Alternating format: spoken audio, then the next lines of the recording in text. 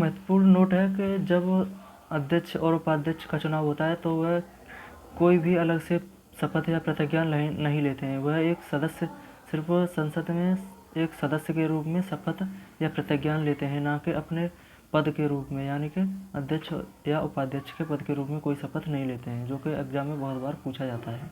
अब देखते हैं राज्यसभा का सभापति। राज्यसभा का सभापति आर्टिकल 89 के अनुसार, यानी अनुच्छेद 89 के अनुसार राज्यसभा का सभापति उपराष्ट्रपति होता है, जो कि सभा का पदेन सभापति होता है।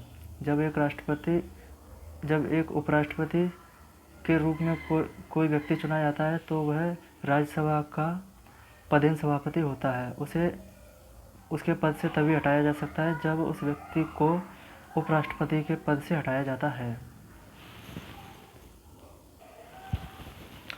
राज्यसभा के सभापति यानी कि उपराष्ट्रपति की शक्तियां लोकसभा अध्यक्ष के शक्तियों के समान होती हैं, लेकिन दो विशेषाधिकार या दो विशेष शक्तियां लोकसभा अध्यक्ष को प्रदान की गई हैं, जिनमें से पहली है कि वह किसी भी विधेयक को निर्धारित करता है कि कोई विधेयक धन विधेयक है या नहीं है। नंबर 2, वह संसद के संयुक्त बैठक की अध्यक्षता करता है, जो कि उपराष्ट्रपति यानी कि सभापति नहीं करता है। अगला है, जैसे लोकसभा अध्यक्ष निर्णायक मत देता है, उसी प्रकार से राज्यसभा का सभापति भी निर्णायक मत देने का हकदार होता है। यानी कि जब कभी विधेयक पर मत बराबर होने की स्थिति होती है तब सभापति भी अपने निर्णायक मत का प्रयोग करता है। राज्यसभा के सभापति को वेतन भत्ते संसद द्वारा निर्धारित किए जाते हैं। उसे राज्यसभा के सभापति के रूप में वेतन भत्ते प्राप्त होते हैं। वह भारतीय संसद पदेन सभापति होता है, जो विश्व की अनेक संसदों का एक समूह होता है।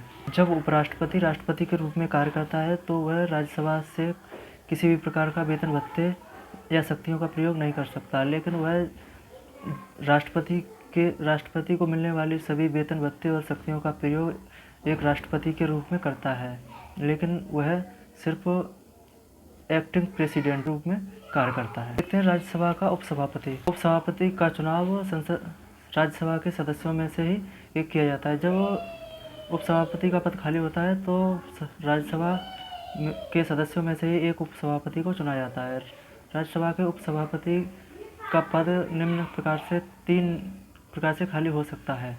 नंबर 1, राज्यसभा का सदस्य नहीं रहता है, वह अपना पद सभापति यानी कि उपराष्ट्रपति को लिखित हस्ताक्षर द्वारा सौंप देता है। नंबर 3, यदि उसे राज्यसभा द्वारा एक संकल्प विधेयक द्वारा प्रस्ताव द्वारा हटा दिया जाता है, लेकिन इसकी सूचना कम से कम 14 दिन पूर्व देनी होती है। ध्यान देने वाली बात यह है कि राज्यसभा का उपसभापति सभापति यानी कि उपराष्ट्रपति के अधीन नहीं होता है, वह सीधे राज्यसभा के प्रति उत्तरदायी होता है। जब अगला है पॉइंट, जब उपसभापति सभापति के रूप में कार्य करता है तो वह उसके पास सभापति की सारी शक्तियाँ होती हैं। अब देखते हैं एक मोस्ट इम्पोर्टेंट पॉइंट, जब लोकसभा और राज्यसभा में लोकसभा अध्यक्ष और राज्यसभा में राज्यसभा अध्यक्ष सभापति होते हैं, तब इनके उपाध्यक्ष यानी कि लोकसभा उपाध्यक्ष और राज्यसभा उपसभापति एक सामान्य सदस्य के रूप में होते हैं।